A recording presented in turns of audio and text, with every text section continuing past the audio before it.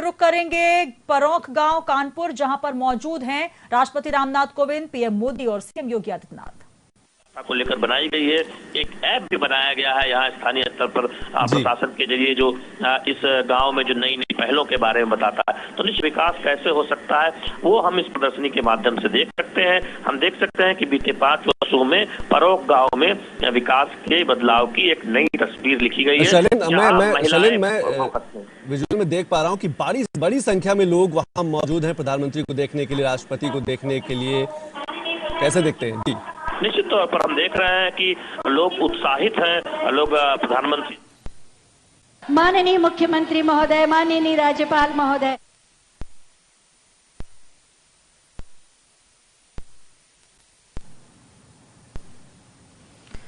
कानपुर परौख गांव में इस वक्त पहुंचे हैं महामहिम राष्ट्रपति रामनाथ कोविंद। प्रधानमंत्री नरेंद्र मोदी आज अपने पैतृक गांव पहुंचे हैं। गांव की छाव में महामहिम, तो आज उनको देखने सुनने के लिए तमाम गांव के लोग पहुंचे। आप देखिए उत्साह की तरह ज्यादा है। सभी राष्ट्रपति जो कि उनके ही गांव के हैं, वहां पर उनको देखने सुनने उनसे मिलने पहुंचे हैं। और साथ ही मौजूद हैं सीएम योगी आदित्यनाथ, प्रधानमंत्री नरेंद्र मोदी। कार्यक्रम के लिए तमाम आसपास के ग्रामीण पहुंचे हुए हैं और मंच से सीधी तस्वीरें हम आपको दिखा रहे हैं कानपुर के ग्राम परौख से।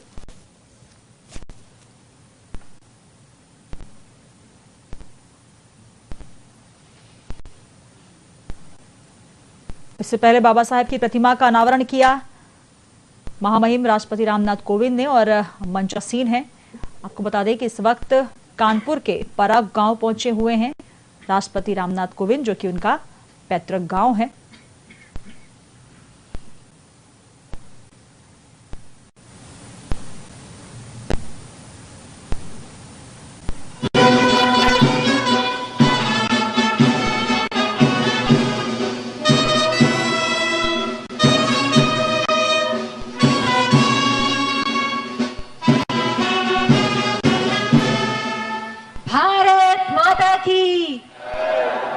सभी से अनुरोध है कि कृपया अपना स्थान ग्रहण कर लें और बैठ जाएं। आजादी के अमृत महोत्सव श्रृंखला के अंतर्गत मेरा गांव मेरी धरोहर अभियान में आज परौख गांव में आयोजित इस समारोह में हम माननीय राष्ट्रपति, माननीय प्रधानमंत्री महोदय के साथ समस्त अतिथियों का हार्दिक स्वागत करते हैं, अभिनंदन करते हैं। सबसे पहले मैं माननीय सांसद प्रोफेसर रामशंकर कठेरिया जी से अनुरोध करूंगी कि वे अतिथियों का स्वागत करें।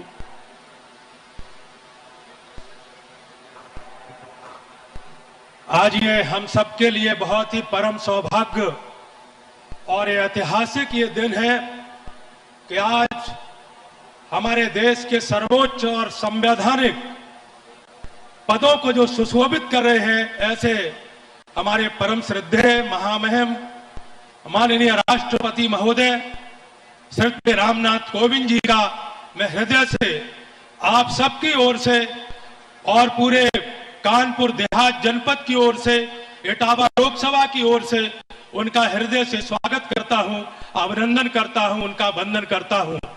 उनके साथ में इस देश की प्रथम महिला श्रद्धेय सविता कोविंद जी भी यहां पर पधारी है। मैं उनका भी हृदय से आप सबकी ओर से और पूरे क्षेत्र की ओर से हृदय से अभिनंदन करता हूं, वंदन करता हूं।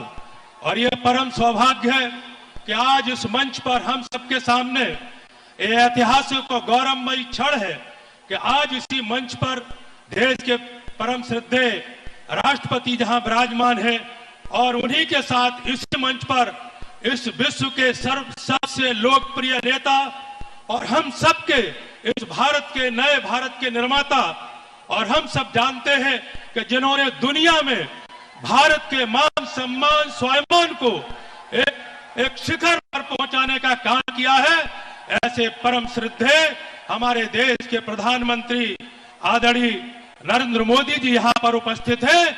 मैं आप सबके चरणों में निवेदन करता हूं कि एक बार खड़े होकर के पूरे हृदय से तालियां बजा करके उनका स्वागत करें, उनका अभिनंदन करें, उनका वंदन करें कि आज इस परौख के गांव में वो यहाँ पर पधारे हैं। इसी क्रम में उत्तर प्रदेश की महामहिम राज्यपाल माननीय माननीय आनंदी बेन पटेल जी यहाँ पर पधारी है, उनका मैं हृदय से स्वागत करता हूँ। इसी उत्तर प्रदेश के बहुत ही यशस्वी हम सबके प्रिय मुख्यमंत्री श्रद्धेय योगी आदित्यनाथ जी यहाँ पर उपस्थित हैं, उनका भी हम हृदय से स्वागत करते हैं, अभिनंदन करते हैं। यहाँ पर भारत सरकार के राज्य मंत्री आदरणीय भानु प्रताप वर्मा जी यहाँ पर उपस्थित हैं, उनका हृदय से स्वागत करते हैं, वंदन करते हैं। उत्तर प्रदेश सरकार के मंत्री आदरणीय राकेश सचान जी और उत्तर प्रदेश सरकार के राज्य मंत्री आदरणीय अजीत पाल जी का हृदय से स्वागत करता हूं। और इसी के साथ साथ यहाँ हमारे अकबरपुर लोकसभा के सांसद आदरणीय भोलेनाथ जी, आदरणीय देवेंद्र जी भोले और हमारे कन्नौज के सांसद आदरणीय सुब्रत पाठक जी और हमारे जिला पंचायत के अध्यक्ष आदरणीय रानी जी को मैं हृदय से स्वागत करता हुआ एक बार पुनः मंच पर सभी अतिथियों का हृदय से आप सबकी ओर से स्वागत करता हूं, अभिनंदन करता हूं और वंदन करता हूं और आप सबका हृदय से स्वागत करता हुआ बहुत बहुत धन्यवाद। और अब बारी है परंपरागत ढंग से अतिथियों के स्वागत की। सबसे पहले मैं माननीय राज्यपाल श्रीमती आनंदीबेन पटेल जी से अनुरोध करूंगी कि हम सब की ओर से माननीय राष्ट्रपति महोदय को अंग वस्त्र भेंट कर उनका स्वागत करें, अभिनंदन करें और आप सब तालियों के पुष्पों के माध्यम से अपनी भावनाओं को मंच तक पहुंचाएंगे। ये अंग वस्त्र जिस पर स्वयं सहायता समूह की बहनों ने कढ़ाई की है, गीता की एक प्रति, उसे जिसने गीता को जीवन में अपनाया, और मेरा परोख मेरा ही धरोहर, ये स्मृति चिन्ह के द्वारा अभिनंदन माननीय राष्ट्रपति महोदय का। माननीय राष्ट्रपति महोदय के बड़े भाई श्री राम स्वरूप भारती जी स्वागत करेंगे माननीय प्रधानमंत्री महोदय का। भले ही माननीय राष्ट्रपति महोदय ने अपना पैतृक आवास मिलन केंद्र के रूप में स्वयं सहायता समूह की गतिविधियों के लिए दिया है, लेकिन उनके परिवार की ओर से उनके बड़े भाई श्री राम स्वरूप भारती जी स्वागत करेंगे माननीय प्रधानमंत्री महोदय का अंग वस्त्र के द्वारा, क्योंकि ये गांव में उनका स्वागत है। एक परिवार, जो गांव एक पूरा परिवार है, उनका प्रतिनिधित्व कर रहे हैं उनके बड़े भाई। अंग वस्त्र जिसमें स्वयं सहायता समूह की बहनों का श्रम जुड़ा है, कढ़ाई, गीता की प्रति, गीता को जो जीते हैं उन्हें, और जल संचयन के द्वारा जो कैच द रेन के अभियान के द्वारा जो अमृत सरोवर तैयार किया जा रहा है, उसका एक मॉडल भेंट किया जा रहा है स्मृति चिन्ह के रूप में माननीय प्रधानमंत्री महोदय को। बहुत बहुत धन्यवाद। और अब मैं मंच पर आसीन माननीय श्री भानु प्रताप सिंह वर्मा जी, माननीय केंद्रीय राज्य मंत्री एमएसएमई से अनुरोध करूंगी। उससे पहले मैं माननीय श्रीमती प्रतिभा शुक्ला जी से अनुरोध करूंगी कि प्रथम महिला श्रद्धेया श्रीमती सविता कोविंद जी को अंग वस्त्र भेंट कर उनका स्वागत करें।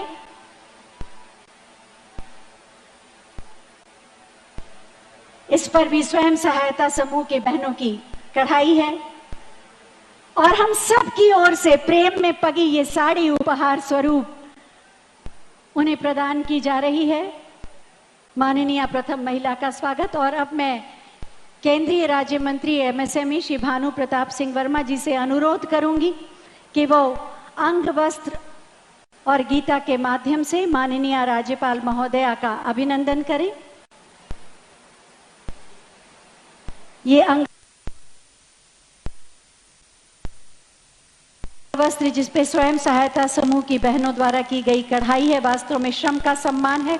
साथ ही प्रधान परौख गांव के कानपुर देहात के श्री संग्राम सिंह जी से हम अनुरोध करेंगे कि माननीय मुख्यमंत्री महोदय को अंग वस्त्र भेंट कर उनका स्वागत करें, अभिनंदन करें गीता की एक प्रति के साथ। वास्तव में आज कर्मयोगी ही यहाँ पर विराजमान है, नए भारत के, नए उत्तर प्रदेश के शिल्पी। सभी का बहुत बहुत स्वागत, सम्मान। परौख गांव आज एक मॉडल गांव के रूप में प्रतिष्ठित है, प्रेरणा गांव के रूप में एक मिसाल बना है, विकास के सभी मानकों पर खरा उतरता। ये संभव हुआ है माननीय राष्ट्रपति महोदय की प्रेरणा, माननीय प्रधानमंत्री जी की सोच, माननीय राज्यपाल महोदया के आशीर्वाद और माननीय मुख्यमंत्री महोदय के कुशल नेतृत्व से नए उत्तर प्रदेश का निर्माण करने वाले माननीय मुख्यमंत्री माननीय श्री योगी आदित्यनाथ जी से बहुत ही आदर के साथ मैं अनुरोध करूंगी कि आज के इस अवसर पर अपने उद्गार व्यक्त करें।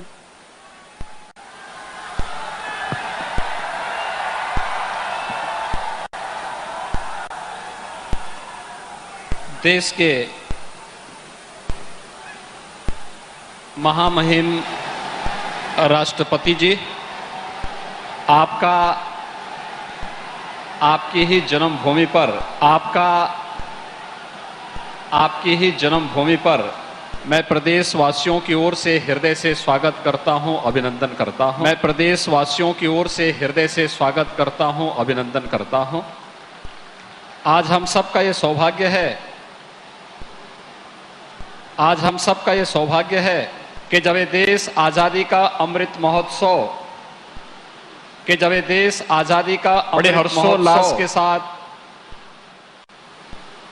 बड़े हर्षोल्लास के साथ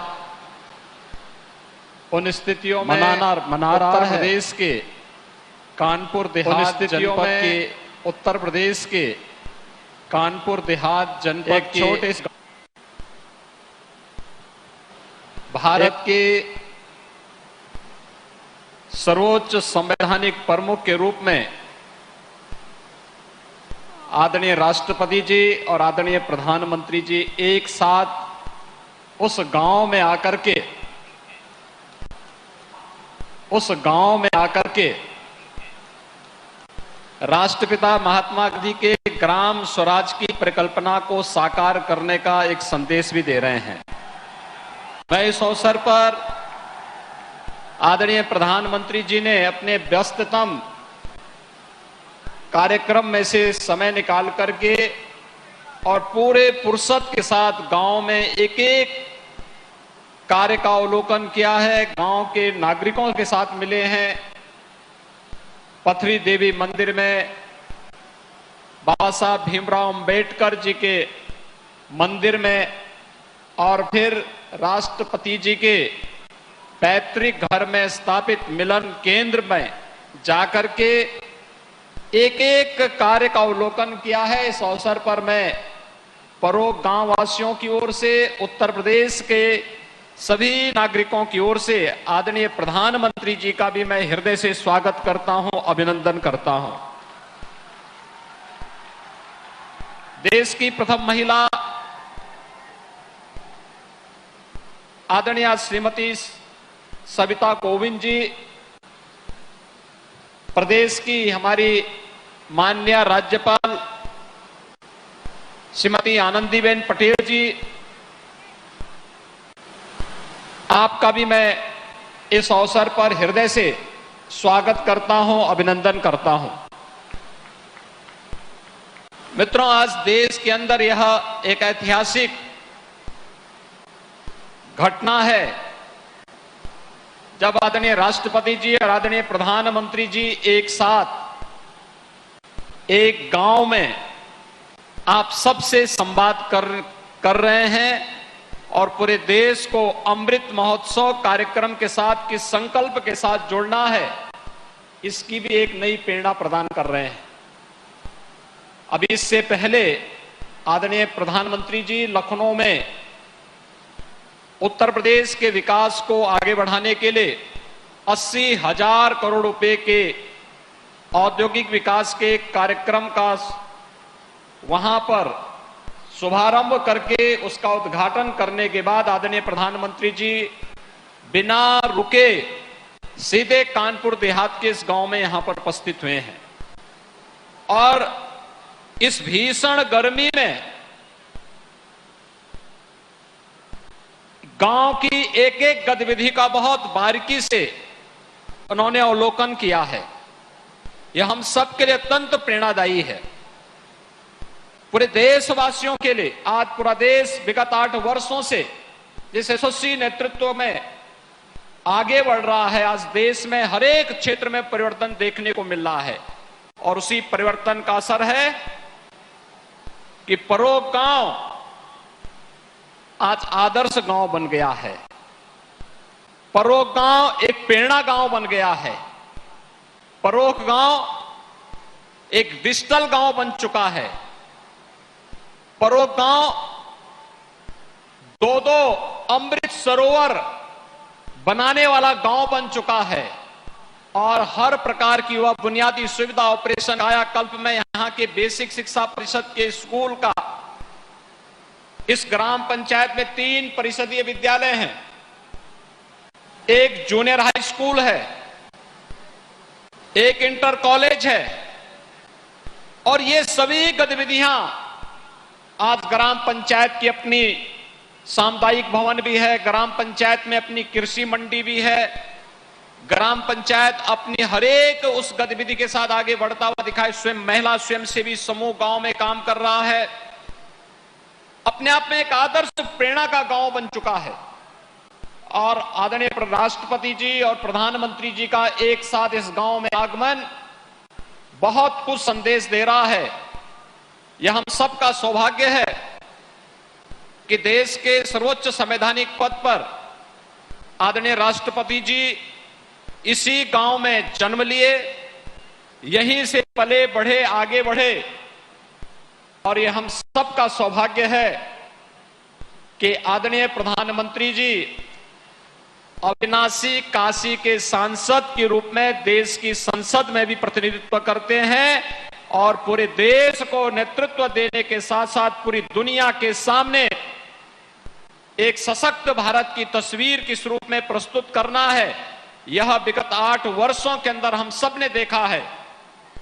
और भाइयों बहनों, काशी के साथ साथ उत्तर प्रदेश का समग्र विकास कैसे होना है, आज जो कुछ भी हम उत्तर प्रदेश के अंदर करने में सफल हैं, इसके पीछे आदरणीय प्रधानमंत्री जी का मार्गदर्शन और नेतृत्व ही हम सबका सबसे बड़ा संबल है, जिसके कारण आज उत्तर प्रदेश बीमारू राज्य की उस श्रृंखला से ऊपर उठ करके आज एक स्वावलंबी और समर्थ प्रदेश बनने की ओर अग्रसर हुआ है।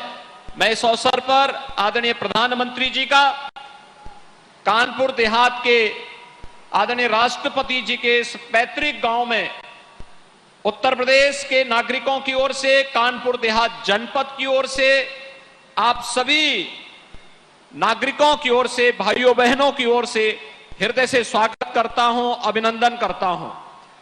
भाइयों बहनों, आज मंच पर हमारे यहां पर केंद्रीय मंत्री श्री भानु प्रताप वर्मा जी, उत्तर प्रदेश सरकार में मेरे सहयोगी मंत्री श्री राकेश सचान जी, उत्तर प्रदेश सरकार में राज्य मंत्री और इसी विधानसभा क्षेत्र के विधायक श्री अजीत पाल जी, कानपुर देहात से ही विधायक श्रीमती प्रतिभा शुक्ला जी, माननीय सांसद श्री देवेंद्र सिंह भोले जी, डॉक्टर रामशंकर कठेरिया जी, श्री सुब्रत पाठक जी और हमारे अन्य माननीय जनप्रतिनिधिगण भी यहां पर उपस्थित हुए हैं। मैं इन सबको भी इस पूरे कार्यक्रम में सहभागी बनने के लिए हृदय से धन्यवाद देते हुए आप सभी भाइयों बहनों को इस भीषण गर्मी में इस उत्साह के साथ आदरणीय राष्ट्रपति जी और आदरणीय प्रधानमंत्री जी के स्वागत अभिनंदन के लिए आप सब यहां पर उपस्थित हुए हैं। मैं आप सभी का भी हृदय से स्वागत और अभिनंदन करते हुए आप सबको हृदय से इस अवसर पर धन्यवाद देता हूं, आप सबके प्रति अपनी शुभकामनाएं देता हूं। बहुत बहुत धन्यवाद। जय हिंद। बहुत धन्यवाद। माननीय नए भारत का निर्माण, नई दिशा और नई सोच के साथ नए भारत का निर्माण कर रहे हैं। सुनना और गुनना जीवन को और बेहतर ढंग से जीने की प्रेरणा देता है। मैं बहुत ही आदर के साथ माननीय प्रधानमंत्री जी से अनुरोध करूंगी कि आज के सुअवसर पर अपने प्रेरणादायी उद्बोधन से हमें कृतार्थ करें।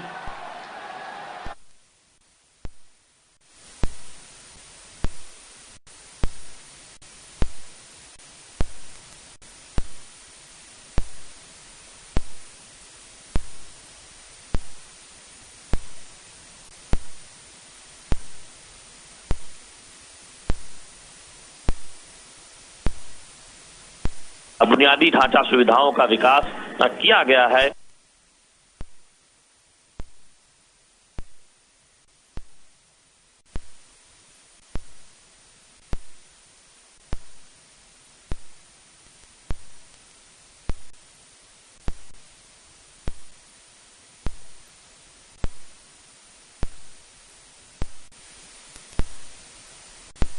कि आदित्यनाथ जी मंच पर विराजमान मंत्रिपरिषद के मेरे साथी, उत्तर प्रदेश मंत्रिपरिषद के मंत्रीगण, सांसदगण, विधायकगण और विशाल संख्या में पधारे मेरे प्यारे भाई और बहनों, राष्ट्रपति जी ने जब मुझे कहा था कि मुझे यहां आना है,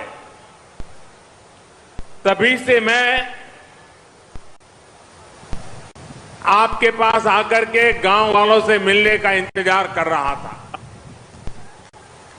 आज यहां आकर वाकई मन को बड़ा सुकून मिला, बहुत अच्छा लगा।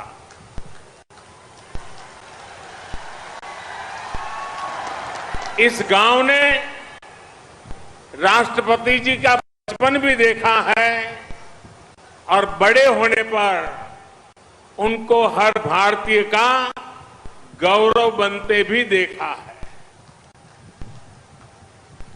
यहां आने से पहले राष्ट्रपति जी ने मुझसे इस गांव से कई यादें साझा की। मुझे पता चला कि 5वीं के बाद जब उनका दाखिला 5-6 मील दूर के गांव में करा दिया गया था, तो नंगे पांव स्कूल तक दौड़ते हुए जाते थे। और ये दौड़ सेहत के लिए नहीं होती थी, ये दौड़ इसलिए होती थी कि गर्मी से तपती हुई पगडंडी पर पैर कम झले। सोचिए, ऐसी ही तपती दोपहरी में 5वीं में पढ़ने वाला कोई बालक नंगे पांव अपने स्कूल के लिए दौड़े जा रहा है। जीवन में ऐसा संघर्ष, ऐसी तपस्या इंसान को इंसान बनने में बहुत मदद करती है। आज राष्ट्रपति जी के गांव में आने का यह अनुभव मेरे लिए जीवन की एक सुखद स्मृति की तरह है। भाइयों और बहनों, जब मैं राष्ट्रपति जी के साथ विभिन्न स्थानों को देख रहा था, तो मैंने परोक्ष में भारतीय गांव की कई आदर्श छवियों को महसूस किया। यहां सबसे पहले मुझे पथरी माता का आशीर्वाद लेने का अवसर मिला। ये मंदिर इस गांव की, इस क्षेत्र की आध्यात्मिक आभा के साथ साथ एक भारत श्रेष्ठ भारत का भी प्रतीक है। और मैं कह सकता हूं कि ऐसा मंदिर है जहां देव भक्ति भी है, देशभक्ति भी है।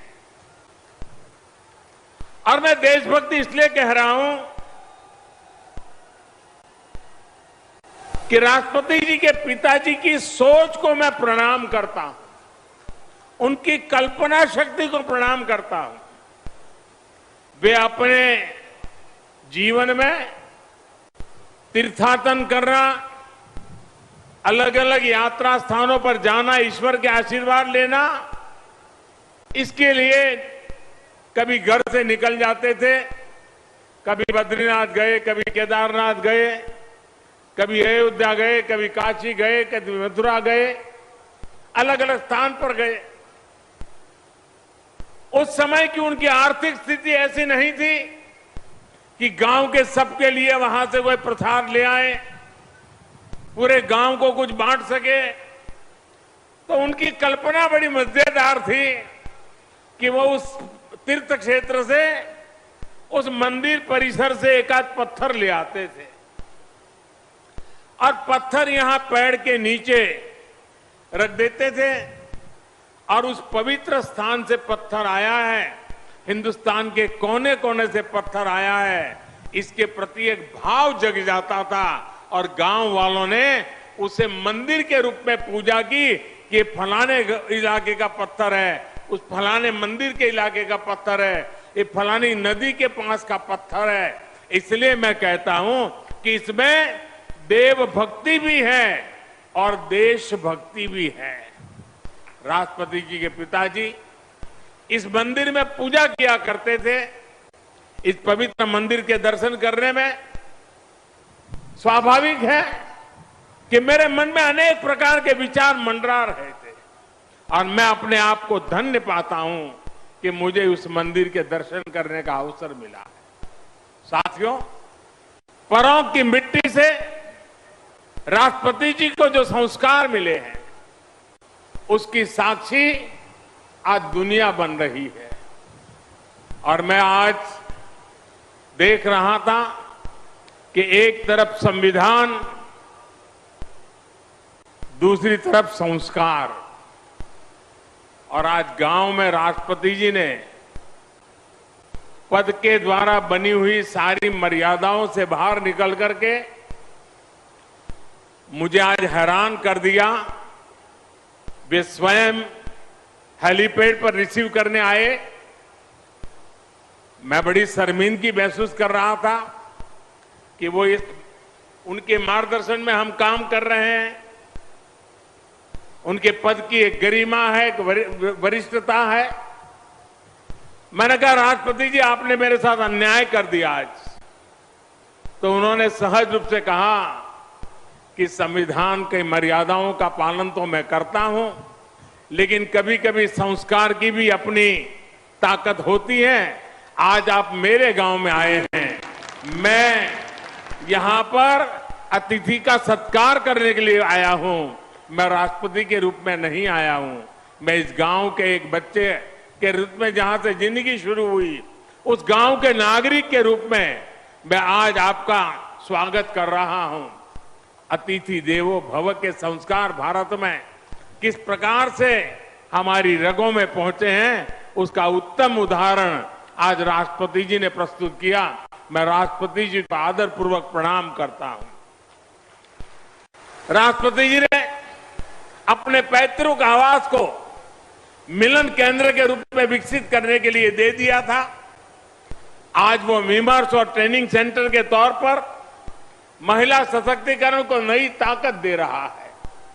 उनके प्रयास से यहां अंबेडकर भवन के रूप में बाबा साहेब का आदर्शों को प्रेरणा केंद्र भी बनाया गया है। मुझे विश्वास है भविष्य में आपके सामूहिक प्रयासों से विकास के रास्ते पर और भी तेजी से आगे बढ़ेगा और देश के सामने ग्रामीण विकास का मॉडल पेश करेगा।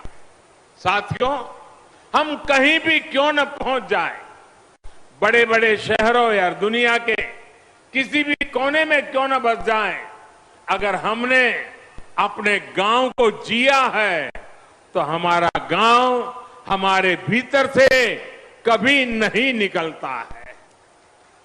वो हमारी रगों में बस जाता है, वो हमारी सोच में हमेशा रहता है। हम इसलिए कहते हैं कि भारत की आत्मा गांव में बसती है, क्योंकि गांव हमारी आत्माओं में बसता है।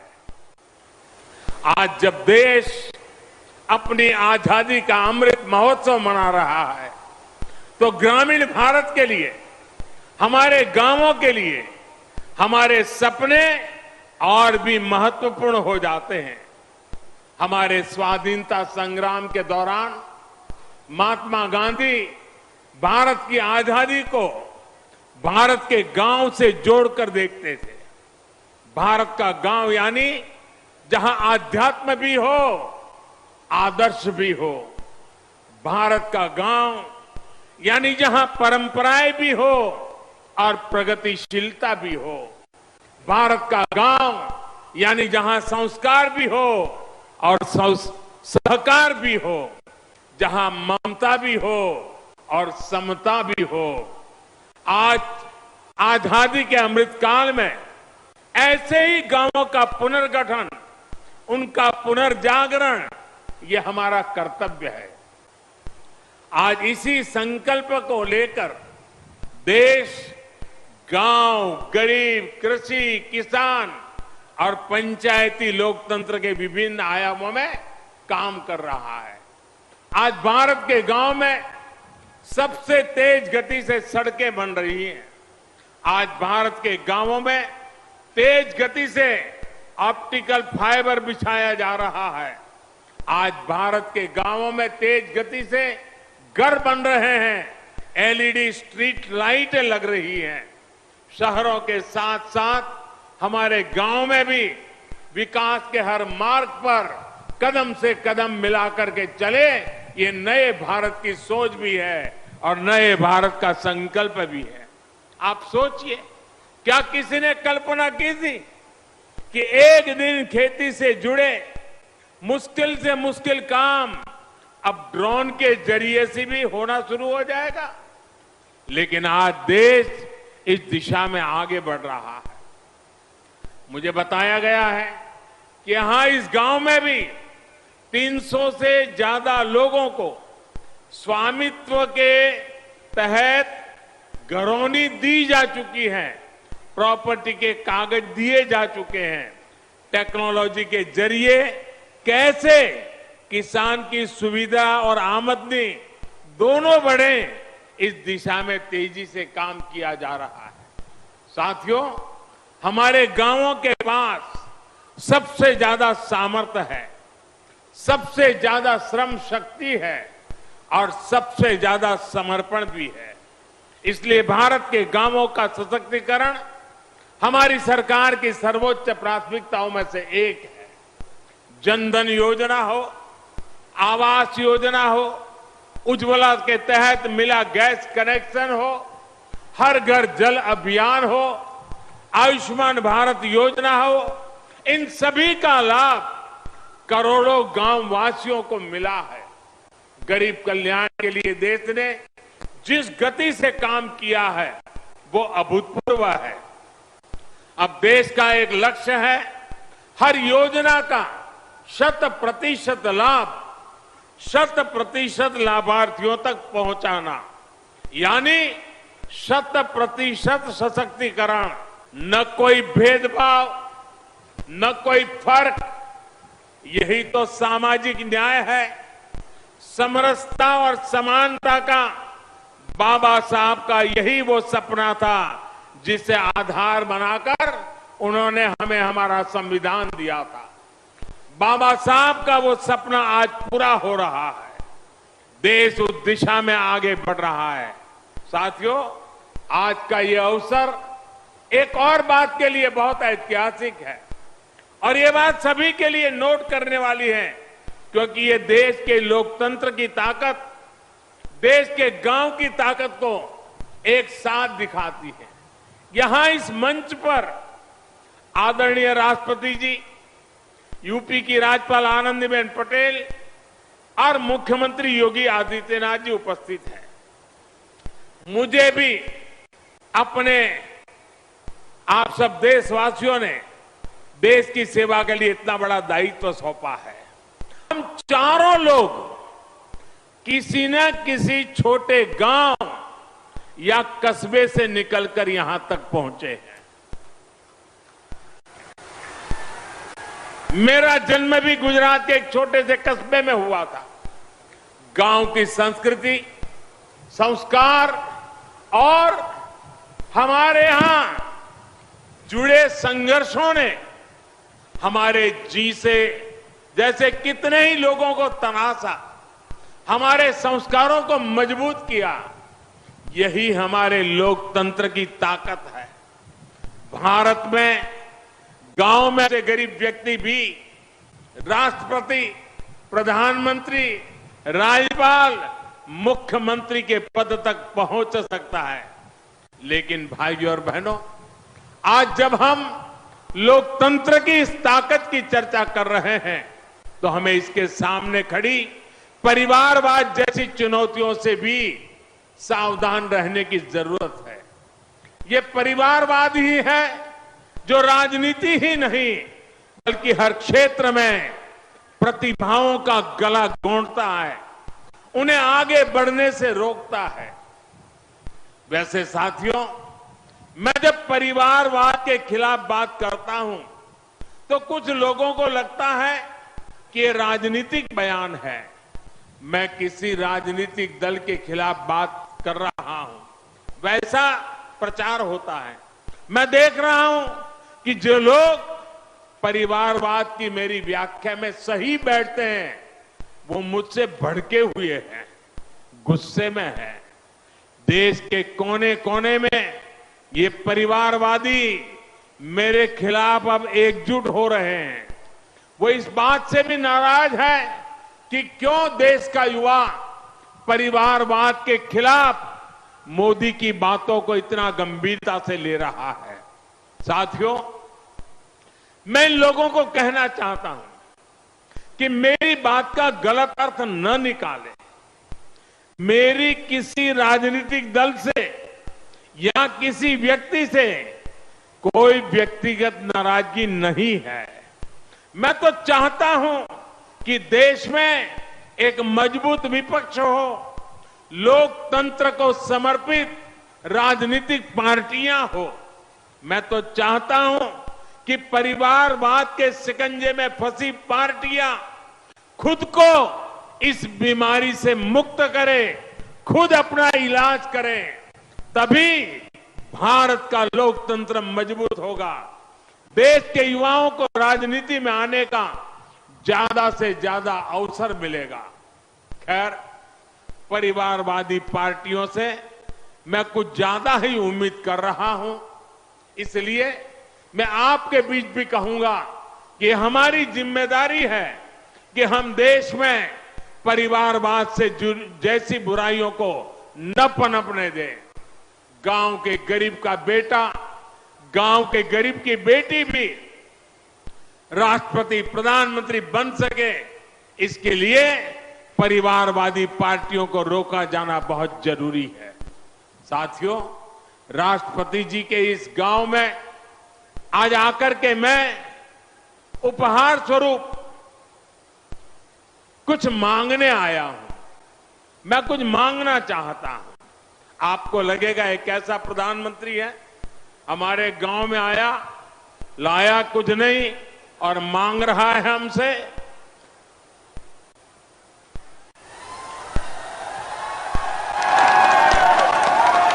मैं मांग रहा हूं, आप दोगे ना? मैं गांव से मांगूंगा तो मिलेगा ना? जिन जिन गांवों से लोग आए हैं वो भी देंगे ना? देखिए, आपने अपने गांव में इतना विकास किया है। आज जब देश अपनी आजादी का अमृत महोत्सव मना रहा है तो आपको अपना प्रयास बढ़ाना है। अमृत काल में देश ने संकल्प लिया है कि देश के हर जिले में 75 अमृत सरोवर बनाए जाएंगे। और अभी योगी जी बता रहे थे कि यहां परोख में भी 2 अमृत सरोवर का निर्माण हो रहा है। आपको इस अमृत सरोवर के निर्माण में मदद भी करनी है, कार सेवा भी करनी है और इसकी भव्यता भी बनाए रखनी है। मैं आपसे एक और बात भी मांगता हूं और मुझे विश्वास है कि आप ये मेरी मांग को भी पूरा करेंगे, और वो है प्राकृतिक खेती, नेचुरल फार्मिंग। परों गांव में ज्यादा से ज्यादा किसान नेचुरल फार्मिंग को अपनाएं, प्राकृतिक खेती को अपनाएं, तो ये देश के लिए एक बहुत बड़ा उदाहरण बनेगा। साथियों, भारत की सफलता का एक ही रास्ता है, सबका प्रयास। सबके प्रयास से ही आत्मनिर्भर भारत का सपना भी पूरा होगा। और आत्मनिर्भर भारत का अर्थ है आत्मनिर्भर गांव, आत्मनिर्भर युवा। हमारे गांव गति पकड़ेंगे तो देश गति पकड़ेगा। हमारे गांव विकास करेंगे तो देश विकास करेगा। आदरणीय कोविंद जी ने के रूप में देश को राष्ट्रपति देने वाले प्रमुख ने यह साबित कर दिया है कि गांवों की मिट्टी में कितना सामर्थ्य होता है। हमें इस सामर्थ्य का, इस प्रतिभा का सही इस्तेमाल करना है। हम सब मिलकर काम करेंगे और देश के सपनों को पूरा करेंगे। इसी संकल्प के साथ मैं एक बार फिर आदरणीय राष्ट्रपति जी का हृदय से आभार प्रकट करता हूं कि उन्होंने अपने साथ मुझे भी यहां आने का अवसर दिया। मैं आप सभी का भी एक बार फिर हृदय से अभिनंदन करता हूं और गांव के हर गली में जहां जहां गया, जिस उमंग और उत्साह से आपने अभिवादन किया, पुष्प वर्षा की, स्नेह वर्षा की, प्यार से अभिभूत कर दिया, मैं आपके इस प्यार को कभी भूल नहीं पाऊंगा, आपके इस स्वागत को कभी भूल नहीं पाऊंगा। और गांव के अंदर जितना भी समय बिताने का अवसर मिला, खुद के बचपन के साथ भी मैं जुड़ गया। इसलिए भी मैं आप गांव वासियों का हृदय से अभिनंदन करते हुए मेरी वाणी को विराम देता हूं। बहुत बहुत धन्यवाद।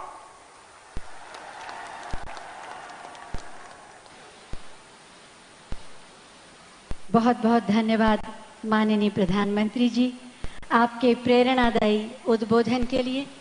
सचमुच ये समारोह सिर्फ एक ऐतिहासिक समारोह ही नहीं, बल्कि भावनात्मक उत्सव है।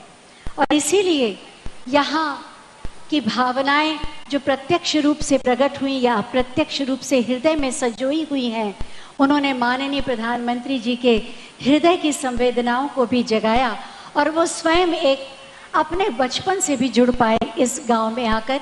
ये हमारा सौभाग्य है। निश्चित रूप से हम सब गर्व का अनुभव कर रहे हैं। तो माननीय राष्ट्रपति महोदय के हृदय के द्वार पर भी स्मृतियों की अनेक आहटें दस्तक दे रही होंगी। उनके हृदय में भी भावनाओं का सागर उमड़ रहा होगा। मैं बहुत ही आदर के साथ माननीय राष्ट्रपति महोदय से अनुरोध करूंगी कि वो अपनी इन अनुभूतियों को हमसे साझा करें, हमें अपने उद्बोधन से कृतार्थ करें आप सबकी जोरदार तालियों के साथ।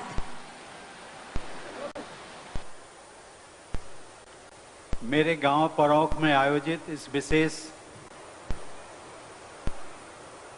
जनसभा में प्रमुख रूप से उपस्थित भारत के प्रधानमंत्री श्री नरेंद्र मोदी जी, उत्तर प्रदेश की राज्यपाल श्रीमती आनंदीबेन पटेल जी, मुख्यमंत्री श्री योगी आदित्यनाथ जी, केंद्र सरकार में सूक्ष्म, लघु और मध्यम उद्यम राज्य मंत्री श्री भानु प्रताप सिंह वर्मा जी, उत्तर प्रदेश सरकार में सूक्ष्म, लघु और मध्यम उद्यम मंत्री श्री राकेश सचान जी, विज्ञान और प्रौद्योगिकी राज्य मंत्री श्री अजीत सिंह पाल जी, महिला कल्याण एवं बाल विकास राज्य मंत्री श्रीमती प्रतिभा शुक्ला जी, सांसदगण डॉक्टर रामशंकर कठेरिया जी, श्री देवेंद्र सिंह भोले जी तथा श्री सुब्रत पाठक जी, जिला परिषद की अध्यक्षा श्रीमती नीरज रानी जी, अन्य जनप्रतिनिधिगण, देवी और सज्जनों,